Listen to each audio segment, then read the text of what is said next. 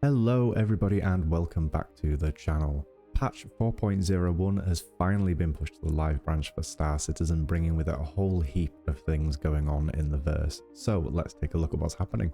Before we do get started, if you find yourself enjoying the video or find it helpful, then a like or even a sub if you're feeling very generous today would be greatly appreciated. With that out of the way, let's get into it. So the 4.01 patch is now officially live, promising improved performance and stability to both the servers and the game clients as well. This sounds like good news and could be a sign of CIG living up to their promises of 2025 being the year for stability. The patch notes state that they have managed to fix 12 known game client crashes and 9 known server crashes as well, which have been rife since the start of the initial 4.0 preview release. Alongside that, 68 different bugs have now been squashed. Polish passes have also been given to New Babbage, contested zones and frontier outposts as well. A few ships have had some tweaks as well, including personal storage updates to some of them.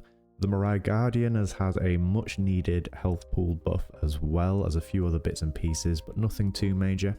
Early reports that I've seen so far from people who played the update have said that the experience has been incredibly smooth so far, so long may it continue. Moving on, 4.01 has also kicked off the 2955 Red Festival as well. For those that don't know, the Red Festival is essentially the celebration of Earth's lunar or Chinese New Year across the verse. The Year of the Pig brings with it the Red Pig envelope hunt as well. For a period of time, you'll be able to find red envelopes hidden throughout Stanton that can be exchanged for Alpha UEC, and gives you the chance to have your own 2955 Year of the Pig envelope added to your hangars too. The Red Letter event also brings with it new paints that can be bought from the pledge store for the Drake Cutter and Cutlass, as well as a new ship that we are going to talk about very shortly. 2025's first free fly event has also kicked off, allowing new players to try the game completely free during the week-long event. So if you have any friends that have been interested in trying the game, then now is the time. Classic ships like the Nomad, the Taurus, the Cutter and the Cutlass Black will all be available for them to try during this time as well. I'm not entirely sure whether holding the free fly event during the first patch drop of the year and the Red Letter Festival is a great idea, but I guess we will see how it goes. For anyone out there, I would expect the central hubs such as New Babbage and Area 18, etc. to be increasingly busy over the next week and could really hurt performance in those areas, so bear that in mind that this should be temporary. Now the part that I was most excited about initially, the Misc Fortune has officially been revealed. CIG dropped a behind the ships video outlining what we can expect from the ship and talking about some of the development processes and how they decided to put the ship together. We will be doing a deeper dive into the Fortune in another video, but here is what you need to know right now. The Fortune is basically a salvaging variant of the Misc Prospector and has a mixture of advantages and disadvantages when comparing it to its salvaging cousin, the Vulture. The Misc Salvager has only one salvaging head compared to the Vulture's 2, which will make it noticeably slower in comparison when scraping hulls or scraping panels.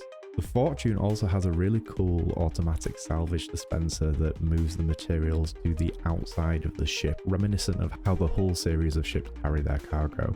On the external section, there is a total of 12 SCU space available, with a further 13 SCU in the hopper, very similar to the Vulture. In the rear of the ship is an elevator that can also be used for salvage ship parts or further boxes of RMC if necessary. Whilst the rear section apparently does not have a cargo grid, the developers say the space could potentially hold a further 18 SCU of RMC boxes, and the small grid on the elevator giving a total of 47 SCU of cargo, with a little bit of cargo Tetris involved there. I'll be interested to see how people manage to cram even more into this ship along the way. Price-wise, the Fortune will be available initially at a war bond price with new money of $160 with lifetime insurance, or the non-war bond version costing $175, the same price as the Vulture.